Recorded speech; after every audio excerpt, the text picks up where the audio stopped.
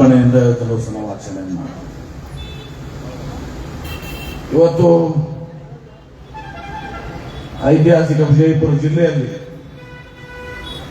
ಏನು ಬಸವಣ್ಣನವರಿಗೆ ಅಣ್ಣ ಬಸವಣ್ಣನವರಿಗೆ ಜನ್ಮ ಕೊಟ್ಟಂತಹ ಸ್ಥಳ ಇದು, ಭೂಮಿ ಇದು.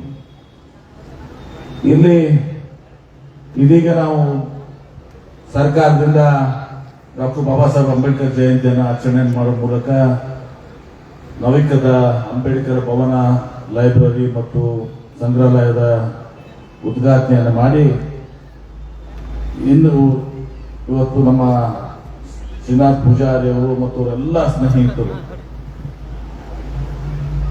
ಕೂಡಿಕೊಂಡು ಒಂದು ವಿಭಿನ್ನ ರೀತಿಯಲ್ಲಿ ಒಂದು ಅಂಬೇಡ್ಕರ್ ಹಬ್ಬ ನಮ್ಮ ಹಬ್ಬ ಅಂತ ಹೇಳಿ ಬುದ್ಧ, ಬಸವಣ್ಣ, ಜ್ಯೋತಿಬಾ ಫುಲೆ, ಸಾವಿತ್ರಿಬಾಯಿ ಫುಲೆ, ಫಾತಿಮಾ ಶೇಖ್ ಎಲ್ಲರ ಒಂದು ಸಮಾಗಮ ಇಲ್ಲಿ ಅಂಬೇಡ್ಕರ್ ಹಬ್ಬವನ್ನ ನಾವು ಈಗ ಆಚರಣೆಯನ್ನ ಮಾಡಿಕೊಂಡು ಇವತ್ತು 3 ದಿನಗಳ ಕಾಲ 12ನೇ ತಾರೀಕಿಗೆ 11ನೇ ತಾರೀಕಿಗೆ ಪ್ರಾರಂಭ ಆಗಿ ಇವತ್ತು ಬಾಬಾ ಸಾಹೇಬ್ ಅಂಬೇಡ್ಕರ್ ಅವರ ಜಯಂತ್ಯೋತ್ಸವದಿಂದ ಇವತ್ತು ಸಾಯಂಕಾಲ ಇದು ಕಾರ್ಯಕ್ರಮವನ್ನ ಅಂತ್ಯಗೊಳ್ತದೆ. ಮೊನ್ನೆ ನನ್ನ ಸ್ನೇಹಿತರಾದಂತಹ ಕೃಷ್ಣ ಬೈರೇಗೌಡರು ಕಂದಾಯ ಸಚಿವರು ಕೂಡ ಬಂದಿದ್ರು. ಪಾಪ ಅವರು ಅಲ್ಲಿಂದ ಬೆಂಗಳೂರಿಂದ ಬಸ್ನಲ್ಲಿ ಬಂದು ಈ ಕಾರ್ಯಕ್ರಮವನ್ನ ಭಾಗವಹಿಸಿ ಮುಂದೆ ನಾನು ಹೇಳಿದ ಬರ್ತೀನಿ, ಇಲ್ಲ ನಾನು ಮನೆಗೆ ಆ ಕಡೆ ಬರ್ತೀನಿ ಊಟಕ್ಕೆ ಅಂತ ಹೇಳಿ ಬಂದು ಊಟ ಮಾಡಿಕೊಂಡು ಮುಂದೆ ನಂತರ ಬೆಳಗಾವಿ ಅದು ಬಹಳ ವಿಭಿನ್ನ ರೀತಿಯಲ್ಲಿ ಅರ್ಥಪೂರ್ಣವಾಗಿ ಒಂದು ಅನುಸರಣ ಆಚರಣೆ ಮಾಡಿದೆ. ಯಾಕೋ ನಾನು ಅದೇ ಹೇಳಿದೆ ರಾಜವಾಲ್ಗುರು ಅವರಿಗೆ, ಬಹುಶಃ ಆ ಸರ್ಕಾರಿ ಕಾರ್ಯಕ್ರಮ ಮತ್ತು ಇದನ್ನ ಎರಡು ಕೂಡಿಸಿ ಇನ್ನಷ್ಟು ಎರಡು ಕೂಡಿಸಿ ಜಾಯಿಂಟ್ ಆಗಿ ಮಾಡಿದ್ರೆ ಬಹಳ ವಿಜೃಂಭಣೆಯಿಂದ ಆಗ್ತಿತ್ತು ಅಂತ ಹೇಳಿ. ಯಾಕಂದ್ರೆ ಸಮಯ ಬಹಳ ಆಗಿದೆ, ನಿಮ್ಮ ತಾಳ್ಮೆಯನ್ನು ನಾವು ಪರೀಕ್ಷಣೆ ಮಾಡೋದಿಲ್ಲ. ನೀವು ಊಟ ಮಾಡಿಲ್ಲ, ನಾವು ಊಟ ಮಾಡಿಲ್ಲ. ಆದ್ರೆ ಅಂಬೇಡ್ಕರ್ ಅವರ ಹೆಸರು ಮೇಲೆ ಒಂದು ದಿವಸ ಒಂದು ಮಧ್ಯಾಹ್ನ ಉಪವಾಸ ಬಿದ್ರು ತಪ್ಪಿಲ್ಲ, ಒಂದು ದಿವಸ ಇರ್ಬೇಕಾಗ್ತದೆ. ಯಾಕಂದ್ರೆ ಇವತ್ತು ನಾವು ಅಣ್ಣ ಬಸವಣ್ಣನವ್ರು ನಾವು ಜನ್ಮಸ್ಥಳ ಅಂತ ಹೇಳ್ತೀವಿ ವಿಜಯಪುರ ಜಿಲ್ಲೆ. ಇವತ್ತು ಅಣ್ಣ ಬಸವಣ್ಣವರು ಬಸವಾದಿ ಶರಣರು ಏನು 12ನೇ ಶತಮಾನದಲ್ಲಿ ಇವತ್ತು ಸಮಾನತೆ ಬಗ್ಗೆ ಹೇಳಿದ್ರು. ಡಾಕ್ಟರ್ ಬಾಬಾ ಸಾಹೇಬ್ ಅಂಬೇಡ್ಕರ್ ಸಂವಿಧಾನ ಸಮಾಧಾನ. ಇವತ್ತು ಆರ್ಥಿಕತೆ ಬಗ್ಗೆ ಹೇಳಿದ್ರು ಬಾಬಾ ಸಾಹೇಬ್ ಅಂಬೇಡ್ಕರ್ ಅವರು. ಅಂದ್ರೆ ಸಂಪತ್ತು ಎಲ್ಲರಿಗೂ ಒಬ್ಬರ ಕಡೆ ಇರಬಾರ್ದು, ಕೆಲವೇ ಜನರ ಕಡೆ ಇರ್ಬೋದು, ಎಲ್ಲರಿಗೂ ಹಂಚಿ ಹೋಗ್ಬೇಕು ಅಂತೇಳಿ ಅದನ್ನ ಕಾಯಕ ದಾಸೋಹದಿಂದ ಹೇಳಿದ್ರು. ಇವತ್ತು ದೇವಸ್ಥಾನಗಳ ಬಗ್ಗೆ ಹೇಳಿದ್ರು, ಗುಡಿಗುಂಡಾರದಲ್ಲಿ ಪ್ರವೇಶ ಇರ್ತಿರ್ಲಿಲ್ಲ. ಅದಕ್ಕೆ ಅಣ್ಣ ಬಸವಣ್ಣವ್ರು ಹೇಳಿದ್ರು, ಉಳ್ಳವರು ಶಿವಾಲಯ ಕಟ್ಟವ್ರೆ, ಬಡವರು ನಾನೆಲ್ಲಿ ಕಟ್ಟಲಿಲ್ಲ ಅಂತ ಹೇಳಿ ಅಂಗೈಯಲ್ಲಿ ದಿವಸ ಶಿವನ ಕೊಟ್ಟಂತವ್ರು ಬಸವಾದಿ ಶರಣರು. ದೇವರು ನಿಮ್ಮ ಕೈಯಲ್ಲಿ ಕೊಟ್ಟರು, ನೀವೇನು ದೇವಸ್ಥಾನಕ್ಕೆ ಹೋಗ್ಬೇಕಾಗಿಲ್ಲ ಅಂತ ಹೇಳಿ. ಮಹಿಳೆಯರಿಗೆ ಸಮಾನತೆ ಹಂಗೂ ಕೊಟ್ಟರು. ಎಲ್ಲ ಕಾಯಕ ವರ್ಗಗಳು ಕೂಡಿ ಇವತ್ತು ದಿವಸ ಜಗತ್ತಿನ ಪ್ರಪ್ರಥಮ ಪಾರ್ಲಿಮೆಂಟ್ ಅನುಭವ ಮಂಟಪವನ್ನು ಕೊಟ್ಟರು. ಇವತ್ತು ಬಾಬಾ ಸಾಹೇಬ್ ಅಂಬೇಡ್ಕರ್ ಅವರು ಎಲ್ಲ ಬಸವಾದಿ ಶರಣರ ವಿಚಾರಧಾರೆ, ಗೌತಮ ಬುದ್ಧರ ವಿಚಾರಧಾರೆಗಳನ್ನ ಎಲ್ಲವನ್ನ ಇವತ್ತು ದಿವಸ ನಾವು ನಮ್ಮ ಇಡೀ ವಿಶ್ವದಲ್ಲೇ ಶ್ರೇಷ್ಠವಾದಂತಹ ಸಂವಿಧಾನ ಯಾವ್ದಾದ್ರು ಇದ್ರೆ ಅದು ಡಾಕ್ಟರ್ ಬಾಬಾ ಸಾಹೇಬ್ ಅಂಬೇಡ್ಕರ್ ಅವರ ಸಂವಿಧಾನ. ಈ ಸಂವಿಧಾನ ಕೇವಲ ದಲಿತರಿಗೆ ಕೊಟ್ಟಿಲ್ಲ. ಆಗಲೇ ಒಬ್ಬರು ಪ್ರಾರಂಭಿಕವಾಗಿ ಓದಿದ್ರು, ಯಾರೋ ಸಹೋದರಿ ಯಾರು ಓದಿದ್ರು ಹೇಳಿದ್ರು, ಈ ಸಂವಿಧಾನ ಬಾಬಾ ಸಾಹೇಬ್ ಅಂಬೇಡ್ಕರ್ ನಾನು ಕೇವಲ ನಾನು ದಲಿತ ಬಾಂಧವರು ಬರೆದು ಕೊಟ್ಟಿಲ್ಲ, ಭಾರತ ದೇಶದ ಪ್ರತಿಯೊಬ್ಬ ಕಟ್ಟ ಕಡೆಯ ಮನುಷ್ಯರಿಗೂ ಕೂಡ ಈ ಸಂವಿಧಾನ ಕೊಟ್ಟಿದ್ದೀನಿ. ನಾನು ಮಾತನಾಡಬೇಕಾಗಿ ಮೈಕ್ ನಿಂತಿದ್ರೆ ನಾನು ಶಾಸಕರಾಗಬೇಕಾಗಿದ್ರೆ ಆ ಮತ ಹಾಕಿ ಪ್ರಜಾಪ್ರಭುತ್ವ ವ್ಯವಸ್ಥೆನ ಜಾರಿಗೊಳಿಸಿದವರು ಡಾಕ್ಟರ್ ಬಾಬಾ ಸಾಹೇಬ್ ಅಂಬೇಡ್ಕರ್. ಅದ್ರ ಮೂಲಕ ಮಾತನಾಡ್ತಾ ಇದ್ದೀನಿ. ನನಗೆ ಸಂವಿಧಾನದ ಪ್ರಜಾಪ್ರಭುತ್ವ ನನಗದು ಅನುಕೂಲವಾಗಿಲ್ಲ. ಎಷ್ಟೋ ದೇಶಗಳಲ್ಲಿ ಇವತ್ತು ಸಹ ಮಹಿಳೆಯರಿಗೆ ಮತದಾನ ಇರಲಿಲ್ಲ, ಅಭಿವೃದ್ಧಿ ಹೊಂದಿರುವಂತಹ ರಾಷ್ಟ್ರಗಳಲ್ಲಿ ದಶಕಗಳ ಕಾಲ. ಆದ್ರೆ ಇಲ್ಲಿ ಸ್ವಾತಂತ್ರ್ಯ ಸಿಕ್ಕ ಮೇಲೆ ಸಂವಿಧಾನ ಮೂಲಕ ಪ್ರತಿಯೊಬ್ಬರಿಗೂ ಮಹಿಳೆಯರಿಗೂ ಮತದಾನ. ಅಷ್ಟೇ ಅಲ್ಲ, ಇವತ್ತು ಟಾಟಾ, ಬಿರ್ಲಾ, ಅಂಬಾನಿಗೂ ಒಂದೇ ಮತ, ಇವತ್ತು ಒಬ್ಬ ಕೂಲಿ ಕಾರ್ಮಿಕ ರೈತನಿಗೂ ಒಂದೇ ಮತ. ಇದು ನಮ್ಮ ಪ್ರಜಾಪ್ರಭುತ್ವ ವ್ಯವಸ್ಥೆ. ಎಲ್ಲವನ್ನ ಕೂಡ ಇವತ್ತು ಹೇಳ್ತಾರೆ, ಆಡಳಿತ ಹೇಗೆ ನಡೀಬೇಕು, ಸಮಾನತೆ ಆಗಿರ್ಬೇಕು, ಆರ್ಥಿಕ ವ್ಯವಸ್ಥೆ ಹೇಗೆ ಆಗ್ಬೇಕಾಗಿರ್ಬೇಕು. ಅಲ್ಲಿ ಪಾಪ ನಮ್ಮ ನೀಲಾ ಮೇಡಮ್ ಅವರು ಬಹಳ ಚೆನ್ನಾಗಿ ಮಾತಾಡಿದ್ರು. ಅತ್ಯಂತ ಅರ್ಥಪೂರ್ಣವಾಗಿ ಮಾತಾಡಿದ್ರು. ಬಹುಶಃ ಅರ್ಧ ಜನ ನೀವು ಅಲ್ಲಿ ಇದ್ರಿ ಕೇಳಿದ್ದೀರಿ. ಹೀಗಾಗಿ ಬಹುಶಃ ಡಾಕ್ಟರ್ ಬಾಬಾ ಸಾಹೇಬ್ ಅಂಬೇಡ್ಕರ್ ಅವರು ಬಹಳ ಆರಾಮಾಗಿರ್ಬೋದಾಗಿತ್ತು. ಬ್ಯಾರಿಸ್ಟರ್ ಇವತ್ತು ಸಹ ಅಷ್ಟೊಂದು ಬುದ್ಧಿವಂತರು. ಅವರು ಕೂಡ ಆ ಕಾಲದಲ್ಲಿ ಈ ನಾನಾ ಭಾಗ್ಯವಾಲ ಗಿಡಗೆಲ್ಲ ಇದ್ರಲ್ಲ ಅಂತ ತರ ಆ ರೀತಿ ಇವತ್ತೊಂದು ಸಹ ಅವರು ಕಾನೂನ ತಜ್ಞರು ಸಹ ಕಾನೂನು ಮಾಡ್ಕೊಂಡು ಅವರು ಸುಖಮಯವಾದಂತಹ ಜೀವನ ಮಾಡಬಹುದಾಗಿತ್ತು. ಆದ್ರೆ ಇವತ್ತೊಂದು ಸಹ ಅವರಲ್ಲಿರುವಂತ ಅವರು ನೋಡಿದಂತ ಒಂದು ಏನು ಅಸಮಾನತೆ ಇತ್ತು, ಅಸ್ಪೃಶ್ಯತೆ ಇತ್ತು, ಮೇಲು ಕೀಳು ಇತ್ತು, ಎಲ್ಲವನ್ನು ಕೂಡ ಹೋಗಲಾಡಿಸಬೇಕು ಅಂತ ತಿಳ್ಕೊಂಡು ಅದೀಗ ಒಬ್ರು ಯಾರೊಬ್ರು ಹೇಳ್ತಾ ಇದ್ರು ಲೈಬ್ರರಿ, ನಮ್ಮ ಗಣ್ಣೂರು ಲೈಬ್ರರಿಗೆ ಹೋದ್ರ ಪ್ರಥಮ ಇವರೇ ಲೈಬ್ರರಿಗೆ ಹೋಗುದು. ಮುಂಚೆನೆ ಚಾವಿ ತೆಗೆದ ಫಸ್ಟ್ ಇವರೇ ಒಳಗೆ ಲೈಬ್ರರಿಗೆ ಹೋಗುದು ಮತ್ತು ಮುಚ್ಚು ಟೈಮ್ ಕಡೆಗೆ ಇವರೇ ಹೊರಗೋದು.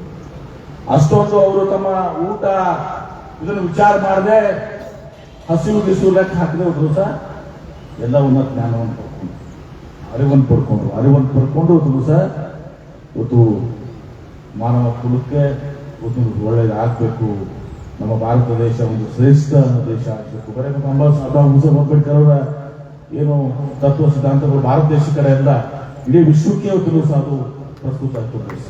ಯಾಕಂದ್ರೆ ಮಾನವೀಯತೆಯ ಧರ್ಮ ಅದು, ಮಾನವೀಯತೆಯ ಸಂವಿಧಾನ ಅದು.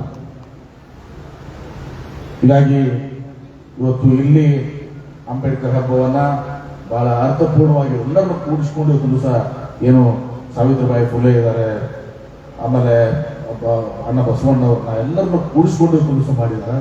ಬಹಳ ಅರ್ಥಪೂರ್ಣ ಕೆಲಸವನ್ನ ನಮ್ಮ ಶ್ರೀನಾಥ್ ಪೂಜಾರಿ ಅವರು ತಂಡದವರು ಮಾಡಿದ್ದಾರೆ. ಇವತ್ತು ಬರುವಂತ ದಿವಸದಲ್ಲಿ ಇದಕ್ಕೆ ಎಲ್ಲರೂ ಕೂಡಿ ಬಹಳ ದೊಡ್ಡ ರೀತಿಯಲ್ಲಿ ನಾವು ನೋಡ್ತೀವಿ ಎಲ್ಲೆಲ್ಲ ಕಡೆ ಬೆಂಗಳೂರು ಹಬ್ಬ, ಆ ಹಬ್ಬ, ಈ ಹಬ್ಬ, ನಮ್ಮ ಏನು ಚಾಲುಕ್ಯ ಉತ್ಸವ ಎಲ್ಲರೂ ಕೂಡ ನಾವು ನೋಡ್ತೀವಿ. ಹಂಗೆ ಶ್ರೀನಾಥ್ ಪೂಜಾರಿ ಅವರು ನಾವು ಎಲ್ಲರೂ ಕೈ ಜೋಡಿಸೋಣ, ಮುಂದಿನ ನಿರ್ಮಾಣಗಳಲ್ಲಿ ಇನ್ನು ಹೆಚ್ಚಿನ ರೀತಿಯಲ್ಲಿ ಒಂದು ಹಬ್ಬ ಹಾಕ್ಬೇಕು ಮತ್ತು ಎಲ್ಲರೂ ಕೂಡಿಸ್ಕೊಂಡು ಹಾಕ್ಬೇಕು. ನಾವೇನ್ ಮಾಡಿದ್ವಿ, ಬಸವ ಜಯಂತಿ ಅಂದ್ರೆ ಲಿಂಗಾಯತರಪ್ಪ, ಬಸವಣ್ಣವ್ರು ಬರೀ ಲಿಂಗಾಯತ ಸೀಮಿತ. ಅಂಬೇಡ್ಕರ್ ಜಯಂತಿ ಅಂದ್ರೆ ಬರೀ ದಲಿತರು. ನಾನು 125 ಜಯಂತ್ಯೋತ್ಸವ ಮಾಡಿದ್ವಿ. ಅಡಿಯಪ್ಪನ ಸಾಲಗಾರ ರಾಜು, ನೀವು ಯಾರು ಕೂತ್ಬಿಡ್ರಿ ಜೀವನ, ನೀವು ಬರೇ ಬರೋದಲ್ಲ, ಕಾರ್ಯಕ್ರಮದಲ್ಲಿ ಭಾಗವಹಿಸೋದಲ್ಲ. ನಾವು ಮಾಡೋದು ಅಂತೇಳಿ ನಾವು ಕೆಲಸ ಮಾಡಿದ್ವಿ. ಸುಮಾರು 50-60 ಜನ ಕೂಡಿಸಿ ಯಾರೋ ರಾಜವಾದ್ರು ನಾಟಕ ಹೇಳಿದ್ರು, ಯಾರು ಕೂಡ ಕಂಪನಿ ಗೊತ್ತಾಗದ ನೆನಪೈತಿ ನಮಗಿನ. ಅದೊಂದು ನಾಟಕ ತರಿಸ್ಬೇಕು ಅಂತೇಳಿ ಹಠ ಇತ್ತು ಎಲ್ಲರಿಗೂ. ಅದೊಂದು ತರಿಸಿ ನಾಟಕ ಮಾಡ್ಬೇಕು ಅಂತೇಳಿ ಅದು ನಾಟಕನ ಇದು ಮಾಡಿಸಿ ಸಿದ್ದರಾಮಯ್ಯವರು ಬಂದಿದ್ರು ಬಿಜಾಪುರ. ಅವ್ರನ್ನ ಮಾದೇವಪ್ಪರೆಲ್ಲ ಕರ್ಕೊಂಡ್ಬಂದು ಆ ಕಾರ್ಯಕ್ರಮದಲ್ಲಿ ಭಾಗವಹಿಸಿ ಅದನ್ನ ಮಾಡಿದ್ವಿ. ಅಂದ್ರೆ ನಾನು ಹೇಳುದು ಇಷ್ಟೇ, ಬಸವಣ್ಣವರ ಜಯಂತಿಯನ್ನ ಎಲ್ಲರೂ ಕೂಡಿ ಆಚರಣೆ ಮಾಡಬೇಕು. ಎಲ್ಲ ಕಾಯಕಗಳು ಬಾಬಾ ಸಾಹೇಬ್ ಅಂಬೇಡ್ಕರ್ ಅವ್ರನ್ನ ಉತ್ತರ ಸಂವಿಧಾನದಿಂದ ಎಲ್ಲರೂ ಪ್ರಯೋಜನ ಪಡ್ಕೋತೀವಿ, ಎಲ್ಲರೂ ಕೂಡಿ ಮಾಡಬೇಕು. ಅವಾಗ ಅದಕ್ಕೆ ಒಂದು ಅರ್ಥ ಬರ್ತದನ್ನ ಮಾತನ್ನು ಹೇಳಿ ಇವತ್ತು ಬಹಳಷ್ಟು ರಾಜವರ್ಗರು ಹೇಳಿದ್ರು ಪ್ರಯತ್ನಗಳಾಗ್ತಾ ಇರ್ತಾವೆ.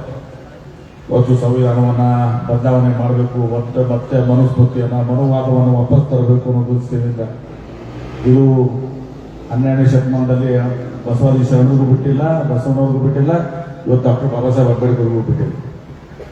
ಎಲ್ಲಿವರೆಗೆ ಅಂದ್ರೆ ಬಾಬಾ ಸಾಹೇಬ್ ಅಂಬೇಡ್ಕರ್ ಅವರು ಒಬ್ಬರೇ ಬರ್ದಿಲ್ಲ ಸಂವಿಧಾನ ಅಂತೇಳಿ.